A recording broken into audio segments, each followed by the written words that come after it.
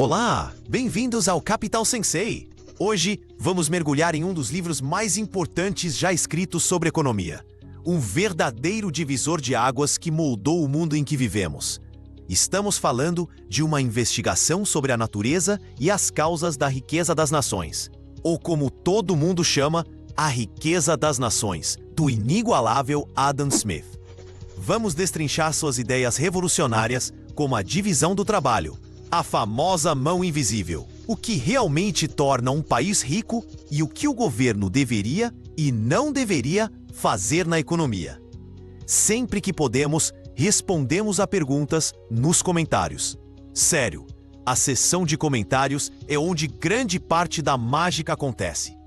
Se você tem uma pergunta, ou se uma das ideias de Smith te lembra de algo que você viu na sua própria vida ou trabalho, compartilhe abaixo. Suas histórias e suas dúvidas ajudam todo mundo a aprender. E isso cria uma comunidade de pessoas tentando entender essas coisas juntas. Então, vamos contextualizar. Adam Smith publicou este livro enorme em 1776. Sim, o mesmo ano em que os Estados Unidos declararam sua independência. Isso não é coincidência. O mundo estava fervilhando com novas ideias sobre liberdade, direitos e como a sociedade deveria ser organizada. Naquela época, a teoria econômica dominante era algo chamado mercantilismo. Mas afinal, o que é mercantilismo? Imagine que você e seus vizinhos em uma rua acreditam que a pessoa mais rica é aquela com a maior pilha de moedas de ouro no porão. Então, você faz de tudo para vender coisas aos seus vizinhos, mas se recusa a comprar qualquer coisa deles, porque isso significaria abrir mão de parte do seu precioso ouro. Você provavelmente até pediria às autoridades locais para colocar uma cerca para impedir que seus vizinhos vendessem seus produtos no seu quintal. Isso, em poucas palavras, era o mercantilismo. Os países acreditavam que a riqueza nacional era uma torta de tamanho fixo, medida pela quantidade de ouro e prata que tinham em seu tesouro. O objetivo era exportar o máximo possível e importar o mínimo possível, usando impostos, tarifas e monopólios para conseguir isso. Era um jogo de soma zero. Para eu ganhar, você tem que perder. Adam Smith olhou para isso e disse: "Vocês estão pensando nisso de forma completamente errada." Ele propôs uma ideia radical e nova. A riqueza de uma nação não é seu tesouro de metais brilhantes. Isso é apenas um sintoma, uma consequência. A verdadeira riqueza de uma nação é a soma total de bens e serviços que seu povo pode produzir e consumir. É a comida em suas mesas, as roupas em seus corpos, as ferramentas que usam, as casas em que vivem. A riqueza não é uma pilha estática de ouro. É um fluxo dinâmico de produção e comércio. Não é uma torta de tamanho fixo a ser disputada, mas uma torta que pode crescer, melhorando a vida de todos. Então, se a riqueza é sobre produção, a próxima pergunta lógica é: como produzimos mais? Isso nos leva à primeira e talvez mais famosa ideia do livro: a divisão do trabalho. Smith começa com um exemplo simples e brilhante: uma fábrica de alfinetes. Ele observa que um único trabalhador não treinado, tentando fazer um alfinete do zero, teria sorte de produzir até mesmo o alfinete em um dia inteiro. Há muitos passos: esticar o arame, endireitá-lo, cortá-lo, afiá-lo, amolar a ponta para a cabeça, fazer a cabeça, colocar a cabeça e, em seguida, embalar o alfinete. É muita coisa para uma pessoa só. Mas diz Smith, e se você pegar 10 pessoas e dividir o trabalho? Uma pessoa apenas estica o arame, uma segunda pessoa apenas o endireita, uma terceira pessoa apenas o corta, uma quarta apenas afia a ponta, e assim por diante. Cada trabalhador se torna um especialista em uma pequena parte do processo. O resultado? Aqueles 10 trabalhadores, em vez de fazerem talvez 10 alfinetes por dia combinados, poderiam agora produzir algo como 48 mil alfinetes em um único dia. Isso é um aumento astronômico na produtividade. Não é apenas um pouco melhor, é uma escala de produção completamente diferente. Por que isso funciona tão bem? Smith aponta 3 razões. Primeiro, o aumento da destreza. Quando você faz uma única tarefa repetidamente, você se torna incrivelmente bom e rápido nela. Pense em um chefe profissional que consegue picar uma cebola em segundos ou um gamer profissional cujos dedos voam pelo controle. É memória muscular. A repetição leva à maestria naquela habilidade específica. Você não está atrapalhado tentando lembrar o próximo passo. Segundo, economiza tempo. Um trabalhador fazendo um alfinete inteiro, sozinho, tem que trocar constantemente de ferramentas, de postos de trabalho e mudar sua mentalidade. Passar de esticar o arame para amolar uma ponta leva tempo e esforço mental. Quando você se especializa, você fica no mesmo lugar. Você usa a mesma ferramenta, no mesmo local, o dia todo. Todos esses pequenos segundos e minutos economizados por não trocar de tarefas se somam a uma enorme quantidade de produção extra ao longo de um dia ou de uma semana. E terceiro, e esta é uma visão realmente inteligente, a divisão do trabalho leva à inovação. Quando o trabalho inteiro de uma pessoa é realizar uma ação simples e repetitiva, sua mente naturalmente começa a pensar: deve haver uma maneira mais fácil de fazer isso.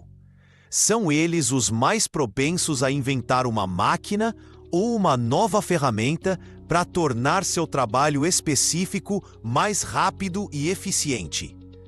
Portanto, a especialização não nos torna apenas melhores com as mãos, ela nos torna mais inteligentes sobre o processo.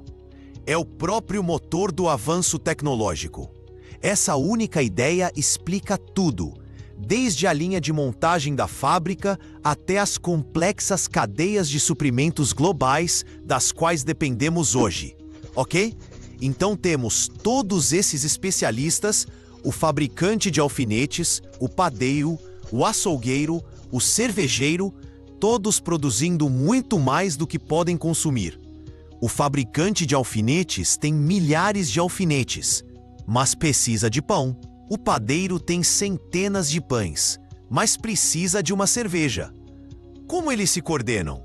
Isso nos leva à consequência natural da divisão do trabalho: o mercado. As pessoas precisam trocar sua produção excedente para obter as coisas de que precisam. Essa propensão a trocar, permutar e negociar, como Smith a descreve, é o que separa os humanos dos animais. Você não vê 2 cachorros trocando ossos deliberadamente. Mas se você tem milhões de pessoas tentando negociar umas com as outras, seria um caos, certo? Como a sociedade descobre quanto pão assar, ou quantos carros construir, ou quantos engenheiros de software treinar? Quem está no comando de tudo isso? A resposta genial de Smith foi: ninguém. E isso é uma coisa boa. É aqui que chegamos à sua metáfora mais famosa: a mão invisível. Este é um dos conceitos mais mal compreendidos de toda a economia. As pessoas pensam que há algum tipo de força mística e mágica que garante que tudo será perfeito. Não é. É uma metáfora para como o interesse próprio individual, quando canalizado por um mercado livre e competitivo, pode levar a resultados positivos para a sociedade como um todo, mesmo que essa não seja a intenção de ninguém. Vamos usar uma analogia. Pense em um cruzamento movimentado de uma cidade sem semáforo, mas onde o único objetivo de cada motorista é chegar ao seu destino com segurança e rapidez. Eles não estão pensando em criar um fluxo de tráfego suave para toda a cidade. Eles estão pensando em si mesmos. Mas, para alcançar seu objetivo egoísta de não bater, eles precisam prestar muita atenção aos outros motoristas. Eles diminuem a velocidade, dão a preferência, cooperam. O resultado de todas essas decisões individuais e egoístas é um fluxo ordenado de tráfego. Essa coordenação é a mão invisível em ação. Na economia, o padeiro não faz pão porque tem um amor profundo e altruísta por sua comunidade. Ele faz pão porque quer ganhar a vida para alimentar sua própria família. Esse é o seu interesse próprio. Mas, para ter sucesso, ele precisa produzir um bom pão a um preço que as pessoas estejam dispostas a pagar. Se seu pão for horrível ou muito caro, as pessoas comprarão de outro padeiro. Assim, seu desejo pessoal de lucro o força a servir ao desejo do público por pão bom e acessível. Como Smith escreveu famosamente, não é da benevolência do açougueiro, do cervejeiro ou do padeiro que esperamos nosso jantar, mas da consideração que eles têm por seus próprios interesses. Esse interesse próprio, canalizado pela concorrência, cria um sistema que aloca recursos com uma eficiência incrível. Como? Através dos preços. Os preços são os sinais neste sistema gigante e descentralizado. Se uma nova moda de saúde faz todo mundo querer comer abacates, a demanda dispara. As lojas ficam sem estoque. O preço dos abacates sobe. O que esse preço mais alto sinaliza para os agricultores?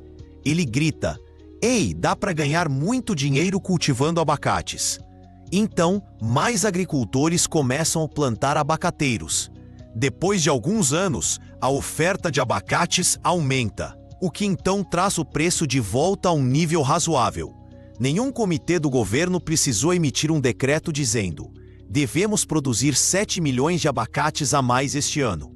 O mercado, através do sinal de preço, coordenou as ações de milhões de consumidores e milhares de agricultores automaticamente.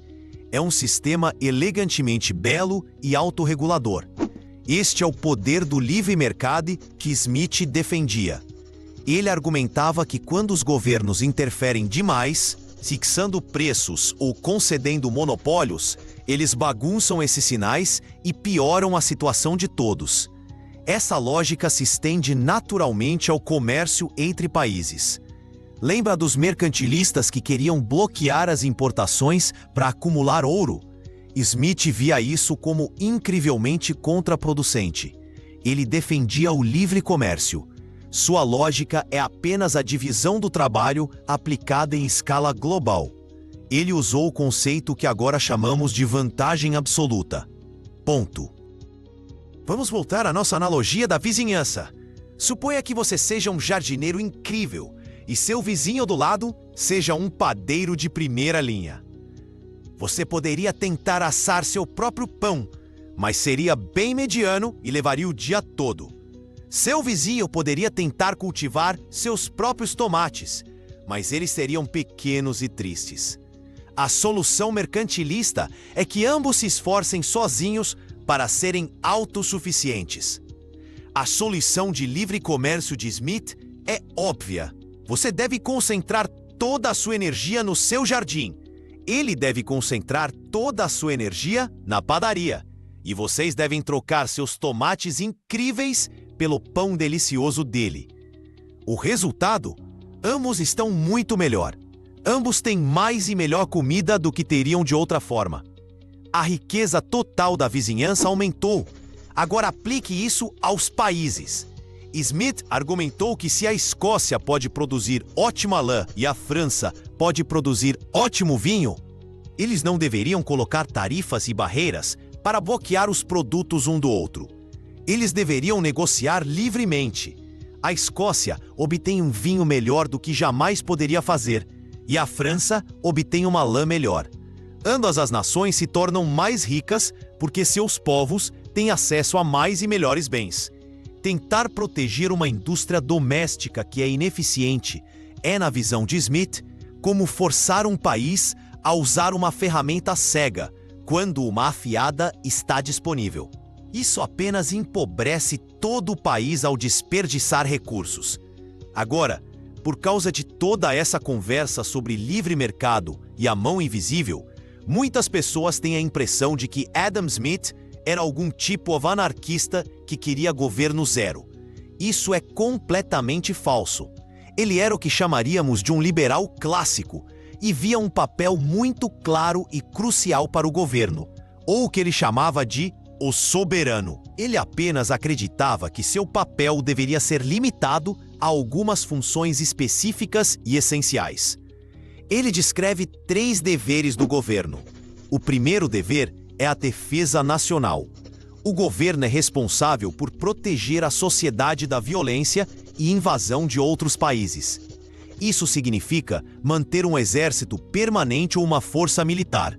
Sem segurança contra ameaças estrangeiras, não pode haver comércio, nem propriedade, nem prosperidade. Esta é a função mais básica de um Estado. O segundo dever é a administração da justiça.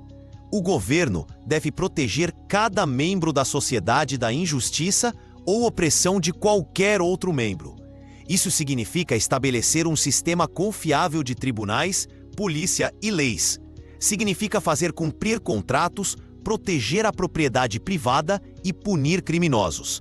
Pense nisso. Por que você investiria suas economias de uma vida para construir uma fábrica se alguém pudesse simplesmente incendiá-la ou tomá-la de você sem consequências? Um sistema legal previsível é a base sobre a qual toda a economia de mercado é construída. Ele cria a confiança e a segurança necessárias para que as pessoas invistam e negociem umas com as outras. O terceiro dever é um pouco mais sutil. É o dever de criar e manter certas obras públicas e instituições públicas. O que ele quer dizer com isso?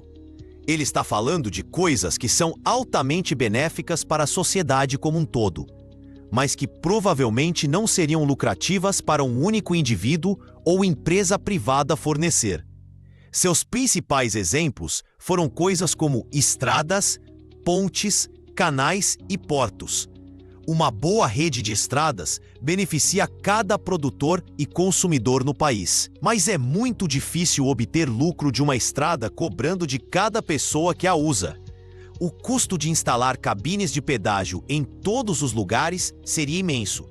Então, como o incentivo privado não existe, mas o benefício público é enorme, o governo deve intervir e fornecê-lo. Curiosamente, Smith também incluiu a educação nesta categoria. Ele se preocupava que a divisão do trabalho, embora tornasse as pessoas mais produtivas, também pudesse tornar seu trabalho incrivelmente maçante e entorpecente. Ele temia que um homem que passa a vida inteira realizando algumas operações simples se tornaria tão estúpido e ignorante quanto é possível para uma criatura humana se tornar. Ele acreditava que uma educação básica, fornecida ou pelo menos incentivada pelo Estado, era essencial para neutralizar isso e para criar cidadãos capazes. Então, o mesmo cara que defendeu a fábrica de alfinetes também enxergou seu potencial custo humano. Então, se o governo vai prover defesa, justiça e obras públicas, ele precisa de dinheiro. E isso significa impostos. Smith não era contra os impostos. Ele era contra impostos estúpidos. Ele estabeleceu 4 princípios famosos ou máximas para o que constitui um bom sistema tributário. E estes ainda são debatidos e usados por formuladores de políticas hoje. Primeiro, a máxima da igualdade, ou o que chamaríamos de proporcionalidade. As pessoas devem contribuir para o sustento do governo na proporção de suas respectivas capacidades, ou seja, na proporção da receita que respectivamente desfrutam sob a proteção do Estado. Em termos simples, os ricos devem pagar mais impostos do que os pobres. Segundo, a máxima da certeza. O imposto que cada indivíduo é obrigado a pagar deve ser certo e não arbitrário. O tempo de pagamento, a maneira de pagamento, a quantia a ser paga, tudo deve ser claro e evidente para o contribuinte e para qualquer outra pessoa. As pessoas devem saber o que devem e por quê. A incerteza permite a corrupção e desestimula a atividade econômica. Terceiro, A máxima da conveniência. Todo imposto deve ser cobrado no momento ou da maneira em que é mais provável que seja conveniente para o contribuinte pagá-lo. Por exemplo, o imposto sobre bens de consumo é pago pouco a pouco à medida que você compra as coisas, o que é mais conveniente do que receber uma conta gigante uma vez por ano. E quarto, a máxima da economia. Todo imposto deve ser concebido de modo a tirar e a manter fora dos bolsos das pessoas o mínimo possível, além do que ele traz para o Tesouro Público do Estado. Isso significa que o imposto não deve ser caro para coletar. Significa também que não deve ser tão alto ou tão mal projetado que destrua a indústria que está tributando, ou que incentive o contrabando e a evasão generalizados. Um bom imposto é um imposto eficiente. Quando você junta todas essas peças, vê uma visão coerente e poderosa para uma sociedade próspera. É uma sociedade onde os indivíduos são livres para perseguir seus próprios interesses econômicos, guiados pelos sinais do mercado. Essa liberdade, disciplinada pela concorrência, libera uma produtividade tremenda através da divisão do trabalho. A riqueza resultante, na forma de uma vasta gama de bens e serviços, eleva o padrão de vida de todos, até mesmo dos membros mais pobres da sociedade. De fato, Smith faz questão de dizer que um trabalhador comum em um país civilizado e próspero, como a Grã-Bretanha do século XVIII, estava em melhor situação e tinha mais confortos do que um rei africano que era o senhor absoluto de 10 mil selvagens nus.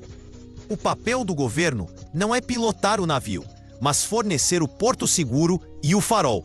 Ele garante um campo de jogo nivelado através da justiça, protege a nação de tempestades com seu exército e constrói as docas e canais. As obras públicas que permitem que todos os navios comerciais floresçam. É um papel limitado, mas absolutamente vital.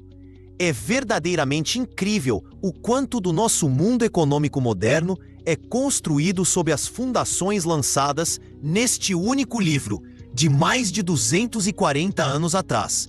Os debates que temos hoje sobre livre comércio versus protecionismo são um eco direto dos argumentos de Smith contra os mercantilistas. Quando discutimos o nível adequado de tributação ou gastos do governo em infraestrutura, estamos trabalhando dentro da estrutura que Smith estabeleceu. O conceito da divisão do trabalho é o princípio fundamental por trás da globalização e das complexas cadeias de suprimentos que nos trazem tudo, desde nossos smartphones até nosso café da manhã. Claro, o mundo se tornou vastamente mais complexo do que Smith poderia ter imaginado. Ele não previu o surgimento de corporações multinacionais massivas com mais poder econômico do que muitos países. Ele não lidou com questões complexas como a poluição ambiental, que são exemplos clássicos do que os economistas agora chamam de externalidades, custos que são impostos a terceiros não envolvidos em uma transação. Uma fábrica pode produzir aço barato, o que é bom para seus proprietários e clientes, mas se poluir o rio, impõe um custo a todos rio abaixo. A mão invisível não resolve automaticamente problemas como esse. As economias modernas também lidam com desafios como gerenciar o ciclo de negócios, os períodos de expansão e recessão, e fornecer redes de segurança social como seguro-desemprego e saúde pública, que vão muito além do que Smith imaginou para o Estado. Mas isso não torna seu trabalho obsoleto. Torna-o fundamental. Você não pode entender os debates de hoje sem entender os princípios centrais que ele articulou pela primeira vez. Ele forneceu o vocabulário essencial e o kit de ferramentas conceituais para pensar sobre a prosperidade econômica. Ler A Riqueza das Nações é como encontrar a planta original do mundo capitalista moderno. É um relato detalhado, perspicaz e surpreendentemente legível de como a natureza humana e a liberdade econômica podem se combinar para criar uma prosperidade sem precedentes. Ele mudou o objetivo da economia de enriquecer o tesouro do rei para melhorar a vida das pessoas comuns. E essa foi, e ainda é, uma ideia verdadeiramente revolucionária. Ele deu ao mundo uma nova maneira de se entender, e para qualquer um de nós interessado em como o dinheiro funciona. Como as empresas prosperam e como nossa sociedade funciona, suas percepções são tão relevantes e poderosas hoje quanto eram em 1776.